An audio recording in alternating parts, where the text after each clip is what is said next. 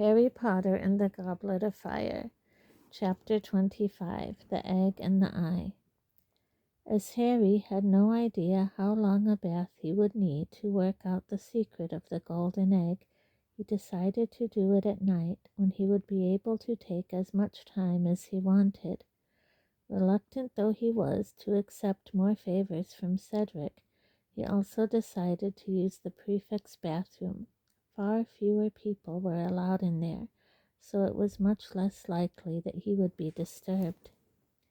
Harry planned his excursion carefully because he had been caught out of bed and out of bounds by Filch the caretaker in the middle of the night once before, and had no desire to repeat the experience. The invisibility cloak would of course be essential, and as an added precaution, Harry thought he would take the Marauder's map, which, next to the cloak, was the most useful aid to rule-breaking Harry owned. The map showed the whole of Hogwarts, including its many shortcuts and secret passageways, and, most importantly of all, it revealed the people inside the castle as minuscule labeled dots moving around the corridors, so that Harry would be forewarned if somebody was approaching the bathroom. On Thursday night, Harry sneaked up to bed, put on the cloak, crept back downstairs, and, just as he had done on the night when Hagrid had shown him the dragons, waited for the portrait hole to open. This time it was Ron who waited outside to give the fat lady the password, banana fritters. Good luck, Ron muttered, climbing into the common room as Harry crept out past him. It was awkward moving under the cloak tonight because Harry had the heavy egg under one arm and the map held in front of his nose with the other. However, the moonlit corridors were empty and silent, and by checking the map at strategic intervals, Harry was able to ensure that he wouldn't run into anyone he wanted to avoid. When he reached the statue of Boris the Bewildered, a lost-looking wizard with his gloves on the wrong hands, he located the right door, leaned close to it, and muttered the password, Pine Fresh, just as Cedric had told him. The door creaked open.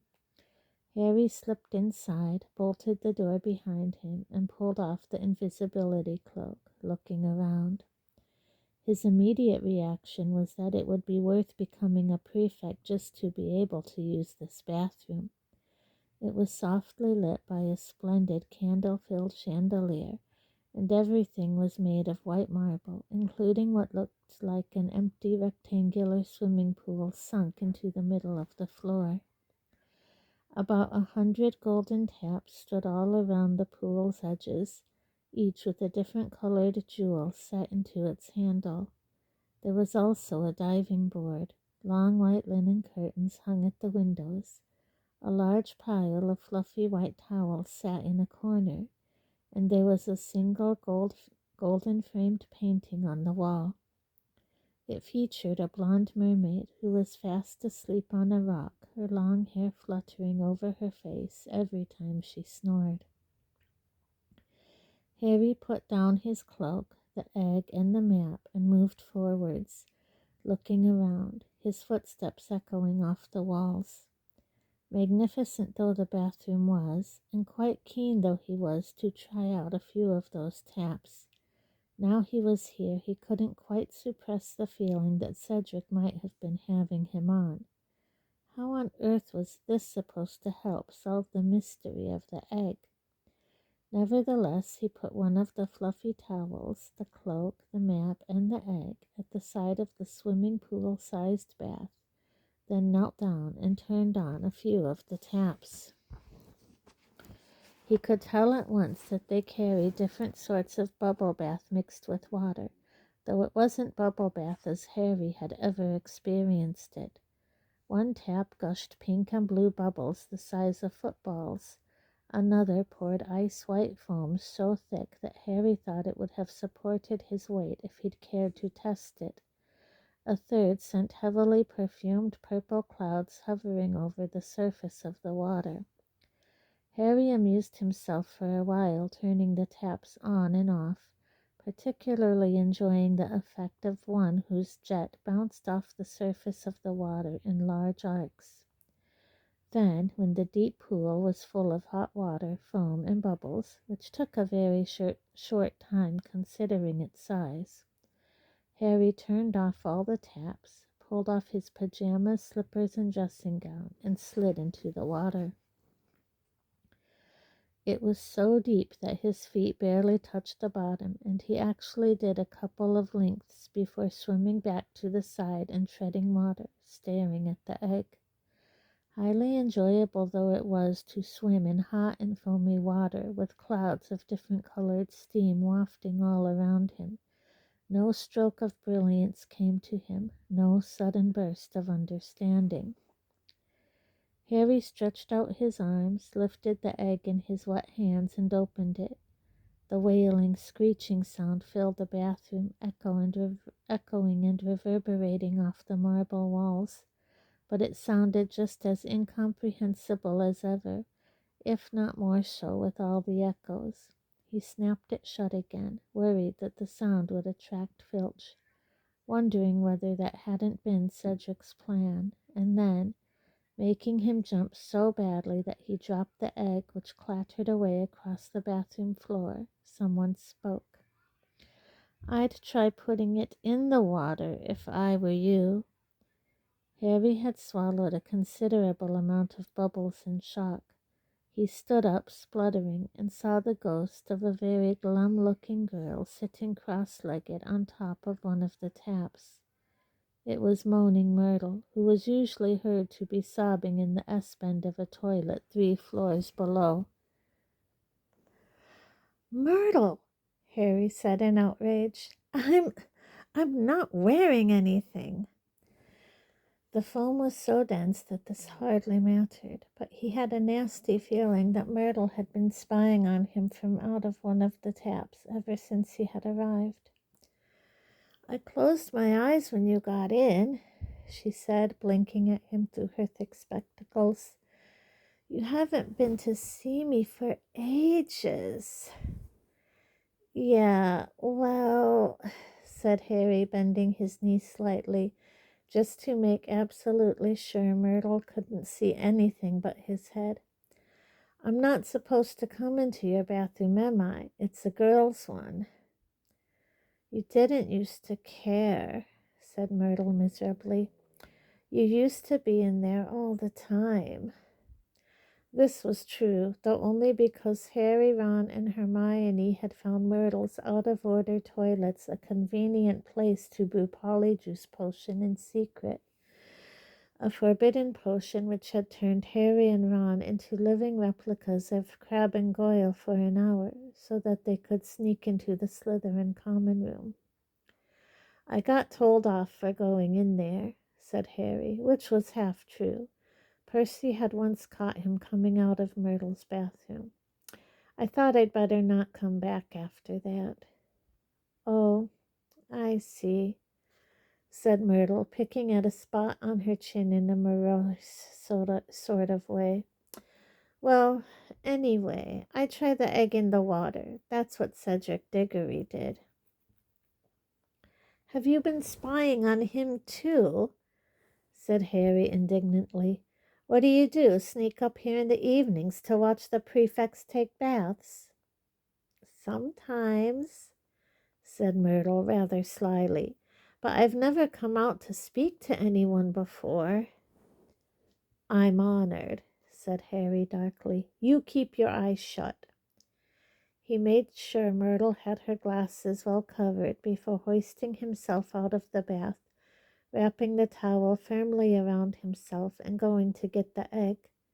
Once he was back in the water, Myrtle peered through her fingers and said, "Go on then, open it under the water."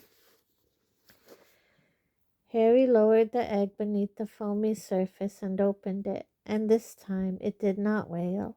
A gurgling song was coming out of it, a song whose words he couldn't distinguish through the water. "You need to put your head under, too," said Myrtle, who seemed to be thoroughly enjoying bossing him around. "Go on." Harry took a great breath and slid under the surface, and now, sitting on the marble bottom of the bubble-filled bath, he heard a chorus of eerie voices singing to him from the open egg in his hands. Come seek us where our voices sound, we cannot sing above the ground, and while you're searching, ponder this, we've taken what you'll sorely miss. An hour long you'll have to look, and to recover what we took, but past an hour the prospect's black, too late, it's gone, it won't come back. Harry let himself float back upwards and broke the bubbly surface, shaking his hair out of his eyes. Hear it? Said Myrtle. Yeah, come seek us where our voices sound, and if I need persuading, hang on, I need to listen again. He sank back beneath the water.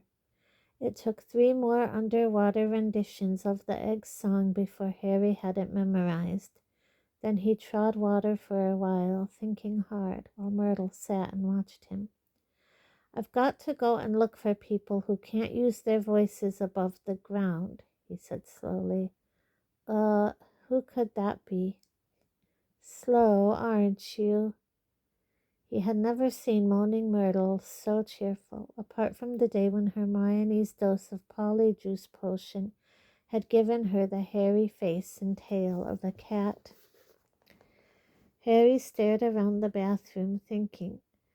If the voices could only be heard underwater, then it made sense for them to belong to underwater creatures.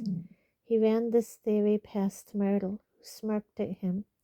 Well, that's what Diggory thought, she said. He lay there talking to himself for ages about it.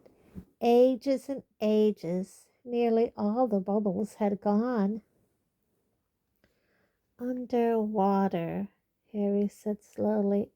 Myrtle, what lives in the lake apart from the giant squid? Oh, all sorts, she said. I sometimes go down there, sometimes don't have any choice if someone flushes my toilet when I'm not expecting it. Trying not to think about Moaning Myrtle zooming down a pipe to the lake with the contents of a toilet, Harry said, Well, does anything in there have human voices? Hang on. Harry's eyes had fallen on the picture of the snoozing mermaid on the wall. Myrtle, there aren't mer-people in there, are there? Ooh, very good, she said, her thick glasses twinkling. It took Diggory much longer than that, and that was with her awake too. Myrtle jerked her head towards the mermaid with an expression of great dislike on her glum face, giggling and showing off and flashing her fins. That's it, isn't it? Said Harry excitedly. The second task's to go and find the mer-people in the lake, and... But he suddenly realized what he was saying, and he felt the excitement drain out of him, as though someone had just pulled a plug in his stomach. He wasn't a very good swimmer. He'd never had much practice. Dudley had had lessons in their youth, but Aunt Petunia and Uncle Vernon, no doubt hoping that Harry would drown one day, hadn't bothered to give him any. A couple of lengths of this bath was all very well, but that lake was very large and very deep, and mer-people would surely live right at the bottom. Myrtle, Harry said slowly, how am I supposed to breathe? At this, Myrtle's eyes filled with sudden tears again. Tactless, she muttered, groping in her robes for a handkerchief. What's tactless? Said Harry, bewildered. Talking about breathing in front of me, she said shrilly, and her voice echoed loudly around the bathroom. When I can't, when I haven't, not for ages. She buried her face in her handkerchief and sniffed loudly. Harry remembered how touchy Myrtle had always been about being dead, but none of the other ghosts he knew made such a fuss about it. Sorry, he said impatiently. I didn't mean. I just forgot. Oh, yes, Very easy to forget Myrtle's dead, said Myrtle, gulping, looking at him out of swollen eyes. Nobody missed me even when I was alive. Took them hours and hours to find my body. I know. I was sitting there waiting for them. Olive Hornby came into the bathroom. Are you in here again sulking, Myrtle? She said, because Professor Dipper asked me to look for you. And then she saw my body. Oh, she didn't forget it until her dying day. I made sure of that. Followed her around and reminded her I did. I remember at her brother's wedding. But Harry wasn't listening. He was thinking about the Merpeople song again. We've taken what you'll sorely miss.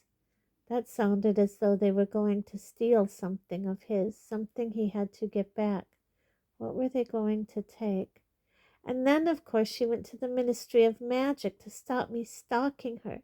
So I had to come back here and live in my toilet.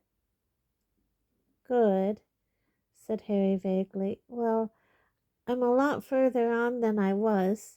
Shut your eyes again, will you? I'm getting out.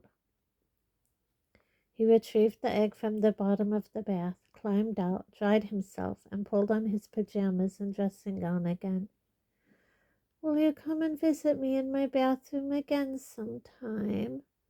Moaning Myrtle asked mournfully as Harry picked up the invisibility cloak.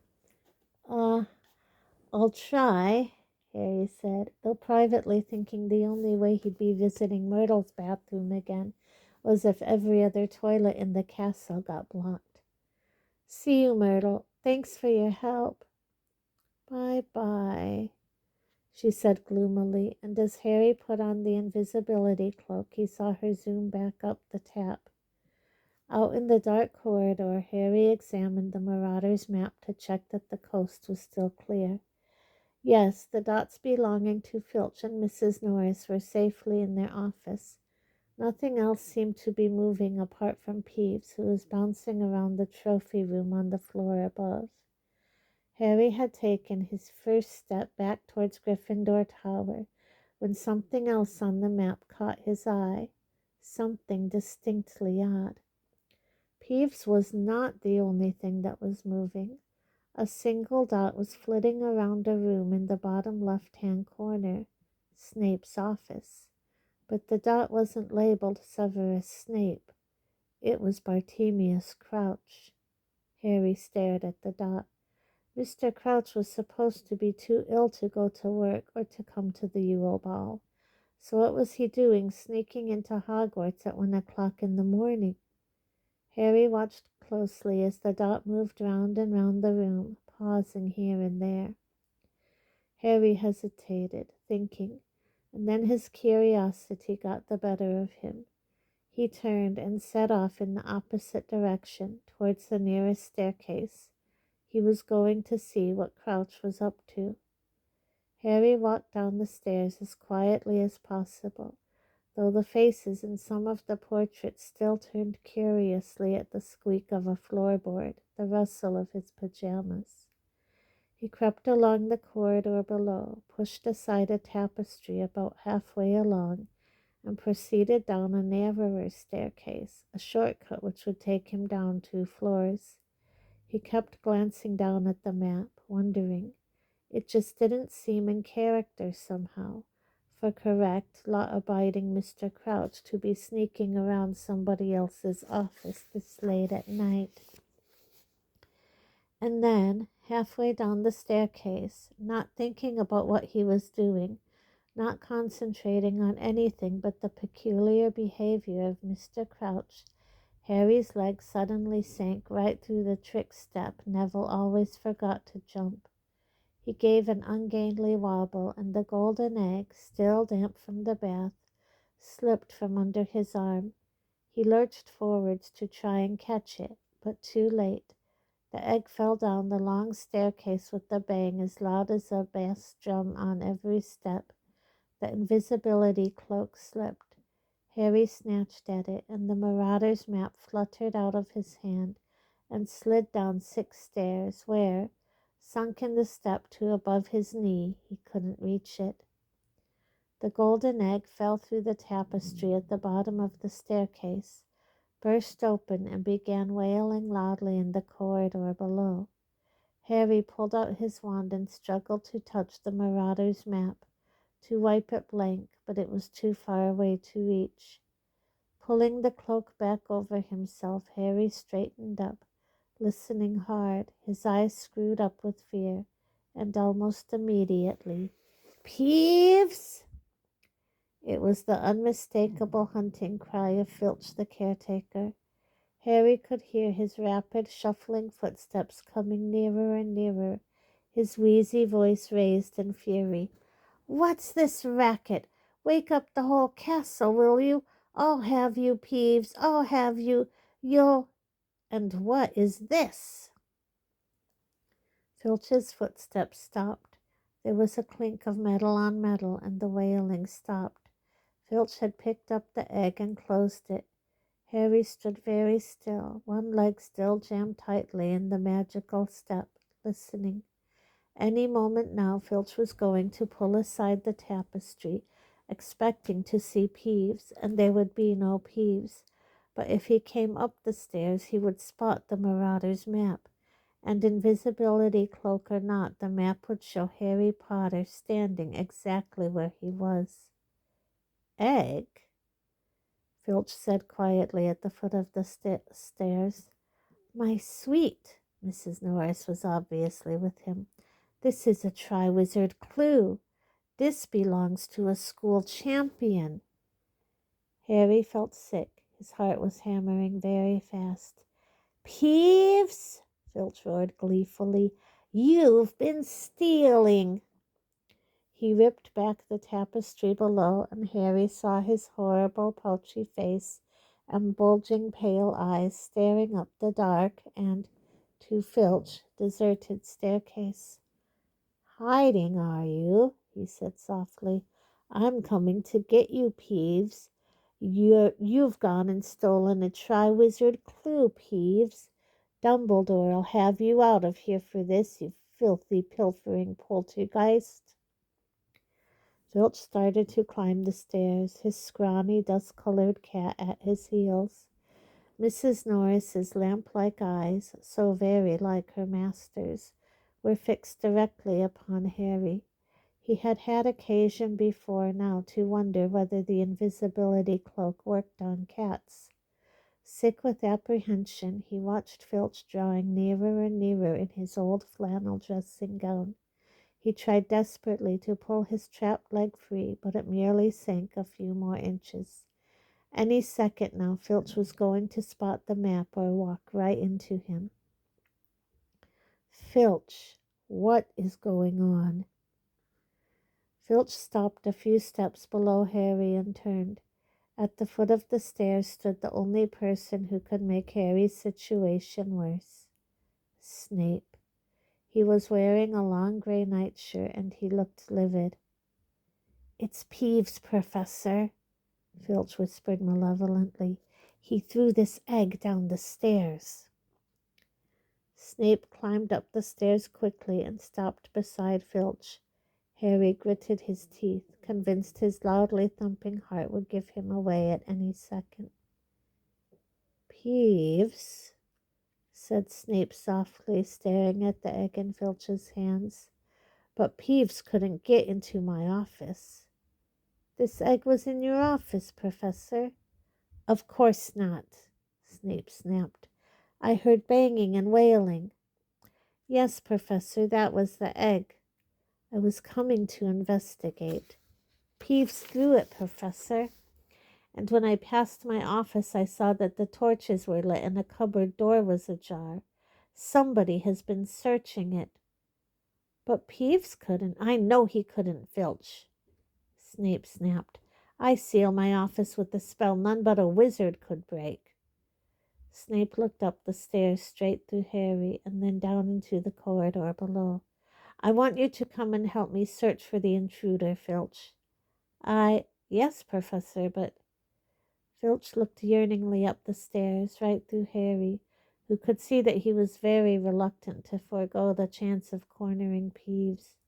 "Go," Harry pleaded with him silently. Go with Snape. Go. Mrs. Norris was peering around Filch's legs. Harry had the distinct impression that she could smell him.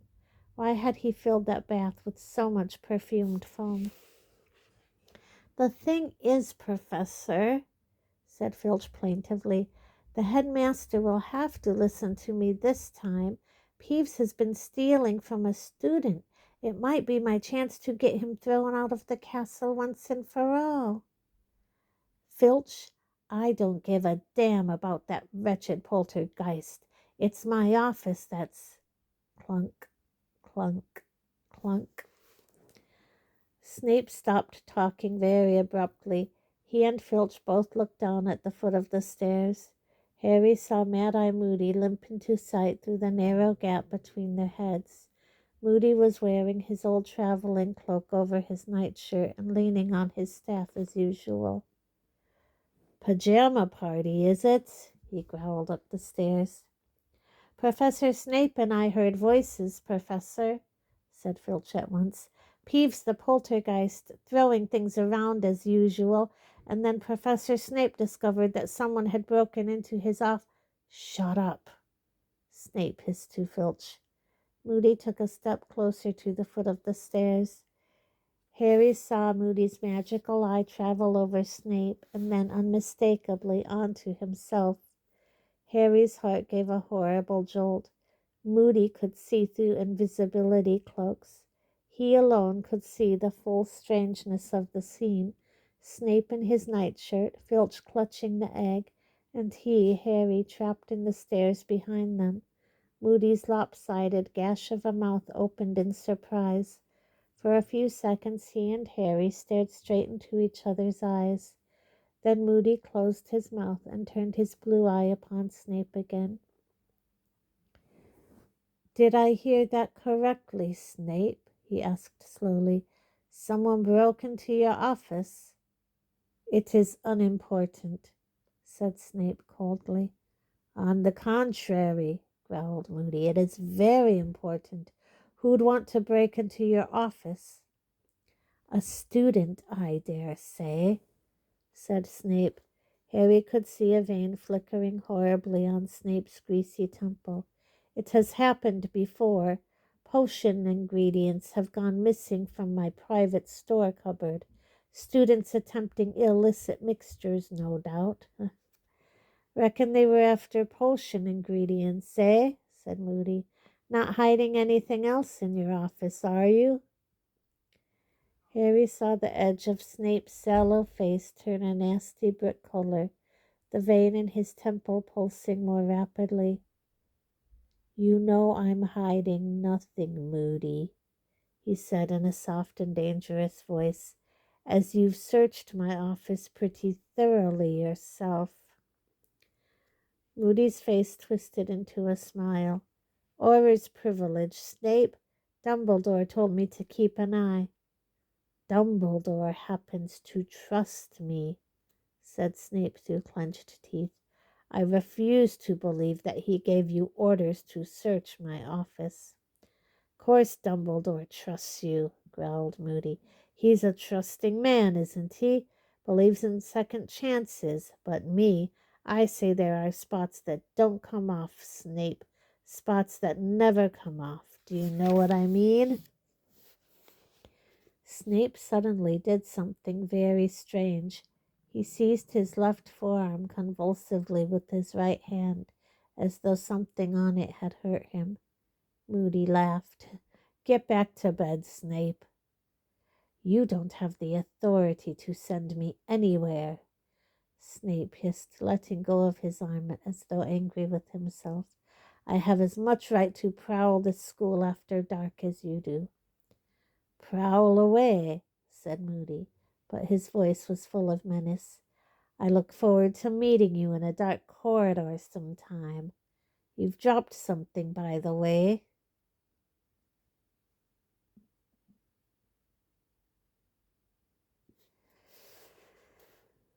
With a stab of horror, Harry saw Moody point at the Marauder's map, still lying on the staircase 6 steps below him. As Snape and Filch both turned to look at it, Harry threw caution to the winds. He raised his arms under the cloak and waved furiously at Moody to attract his attention, mouthing, "It's mine, mine!" Snape had reached out for it, a horrible expression of dawning comprehension on his face. Accio parchment! The map flew up into the air, slipped through Snape's outstretched fingers, and soared down the stairs into Moody's hand. "My mistake," said Moody calmly. "It's mine. Must have dropped it earlier." But Snape's black eyes were darting from the egg in Filch's arms to the map in Moody's hand, and Harry could tell he was putting two and two together as only Snape could. "Potter," he said quietly. "What's that?" said Moody calmly, folding up the map and pocketing it.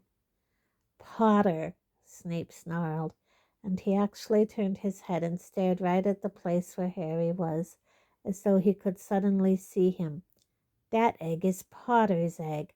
That piece of parchment belongs to Potter. I have seen it before. I recognize it. Potter is here. Potter in his invisibility cloak." Snape stretched out his hands like a blind man and began to move up the stairs. Harry could have sworn his overlarge nostrils were dilating, trying to sniff Harry out. Trapped, Harry leaned backwards, trying to avoid Snape's fingertips, but any moment now. "There's nothing there, Snape," barked Moody, "but I'll be happy to tell the headmaster how quickly your mind jumped to Harry Potter." "Meaning what?" snarled Snape, turning again to look at Moody, his hand still outstretched, inches from Harry's chest. "Meaning that Dumbledore is very interested to know who's got it in for that boy," said Moody, limping nearer still to the foot of the stairs. "And so am I, Snape. Very interested." The torchlight flickered across his mangled face, so that the scars and the chunk missing from his nose looked deeper and darker than ever. Snape was looking down at Moody, and Harry couldn't see the expression on his face. For a moment nobody moved or said anything. Then Snape slowly lowered his hands. "I merely thought," said Snape in a voice of forced calm, "that if Potter was wandering around after hours again, it's an unfortunate habit of his. He should be stopped for his own safety." "Ah, I see," said Moody softly. "Got Potter's best interests at heart, have you?" There was a pause. Snape and Moody were still staring at each other. Mrs. Norris gave a loud meow, still peering around Filch's legs, looking for the source of Harry's bubble bath smell. "I think I will go back to bed," Snape said curtly. "Best idea you've had all night," said Moody. "Now, Filch, if you'll just give me that egg." "No," said Filch, clutching the egg as though it was his firstborn son. "Professor Moody, this is evidence of Peeves's treachery." "It's the property of the champion he stole it from," said Moody. "Hand it over, now." Snape swept downstairs and past Moody without another word. Filch made a chirruping noise to Mrs. Norris, who stared blankly at Harry for a few more seconds before turning and following her master. Still breathing very fast, Harry heard Snape walking away down the corridor. Filch handed Moody the egg and disappeared from view too, muttering to Mrs. Norris, "Never mind, my sweet. We'll see Dumbledore in the morning. Tell him what Peeves was up to." A door slammed. Harry was left staring down at Moody, who placed his staff on the bottommost stair and started to climb laboriously towards him, a dull clunk on every other step. "Close shave, Potter," he muttered. "Yeah, thanks," said Harry weakly. "What is this thing?" said Moody, drawing the Marauder's map out of his pocket and unfolding it. Map of Hogwarts, said Harry, hoping Moody was going to pull him out of the staircase soon. His leg was really hurting him. Merlin's beard, Moody whispered, staring at the map, his magical eye going haywire. This is some map, Potter. Yeah, it's quite useful, Harry said. His eyes were starting to water from the pain. Professor Moody, do you think you could help me? What? Oh, yes, of course. Moody took hold of Harry's arms and pulled. Harry's leg came free of the trick step, and he climbed onto the one above it. Moody was still gazing at the map. Potter, he said slowly, you didn't happen to see, by any chance, who broke into Snape's office, did you? On this map, I mean. Yeah, I did, Harry admitted. It was Mr. Crouch. Moody's magical eye whizzed over the entire surface of the map. He looked suddenly alarmed. Crouch, he said. You're sure, Potter? Positive, said Harry. Well, he's not here any more, said Moody, his eyes still whizzing over the map. Crouch, that's very, very interesting. He said nothing for almost a minute, still staring at the map. Harry could tell that this news meant something to Moody, and very much wanted to know what it was. He wondered whether he dared to ask. Moody scared him slightly, yet Moody had just helped him avoid an awful lot of trouble. Professor Moody, why do you reckon Mr. Crouch wanted to look around Snape's office? Moody's magical eye left the map and fixed, quivering, upon Harry. It was a penetrating glare, and Harry had the impression that Moody was sizing him up, wondering whether to answer or not, or how much to tell him. Put it this way, Potter, Moody muttered finally. They say old Mad Eye's obsessed with catching dark wizards, but Mad Eye's nothing compared to Barty Crouch. He continued to stare at the map. Harry was burning to know more. Professor Moody, he said again, do you think, could this have anything to do with, maybe Mr. Crouch thinks there's something going on? Like what? Said Moody sharply. Harry wondered how much he dare say. He didn't want Moody to guess that he had a source of information outside Hogwarts. That might lead to tricky questions about Sirius. I don't know, Harry muttered. Odd stuff's been happening lately, hasn't it? It's been in the Daily Prophet, the Dark Mark at the World Cup, and the Death Eaters and everything. Both of Moody's mismatched eyes widened. You're a sharp boy, Potter, he said. His magical eye roved back to the Marauder's map. Crouch could be thinking along those lines, he said slowly. Very possible. There have been some funny rumors flying around lately, helped along by Rita Skeeter, of course. It's making a lot of people nervous, I reckon. A grim smile twisted his lopsided mouth. Oh, if there's one thing I hate, he muttered, more to himself than Harry, and his magical eye was fixed on the bottom left-hand corner of the map. It's a Death Eater who walked free. Harry stared at him. Could Moody possibly mean what Harry thought he meant? And now I want to ask you a question, Potter, said Moody in a more businesslike tone. Harry's heart sank. He had thought this was coming. Moody was going to ask where he had got this map, which was a very dubious magical object, and the story of how it had fallen into his hands incriminated not only him, but his own father, Fred, and George Weasley, and Professor Lupin, their last offense against the dark arts teacher. Moody waved the map in front of Harry, who braced himself. Can I borrow this?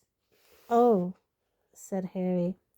He was very fond of his map, but on the other hand he was extremely relieved that Moody wasn't asking where he got it, and there was no doubt that he owed Moody a favor. Yeah, okay. Good boy, growled Moody. I can make good use of this. This might be exactly what I've been looking for. Right, bed, Potter, come on now. They climbed to the top of the stairs together, Moody still examining the map as though it was a treasure the like of which he had never seen before. They walked in silence to the door of Moody's office, where he stopped and looked up at Harry. You ever thought of a career as an orar, Potter? No, said Harry, taken aback. You want to consider it, said Moody, nodding and looking at Harry thoughtfully. Yes, indeed. And incidentally, I'm guessing you weren't just taking that egg for a walk tonight. No, said Harry, grinning. I've been working out the clue.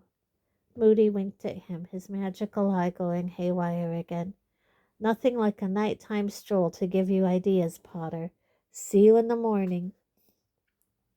He went back into his office, staring down at the Marauder's map again, and closed the door behind him. Harry walked slowly back to Gryffindor Tower, lost in thought about Snape and Crouch and what it all meant. Why was Crouch pretending to be ill if he could manage to get to Hogwarts when he wanted to? What did he think Snape was concealing in his office? And Moody thought he, Harry, ought to be an Auror. Interesting idea.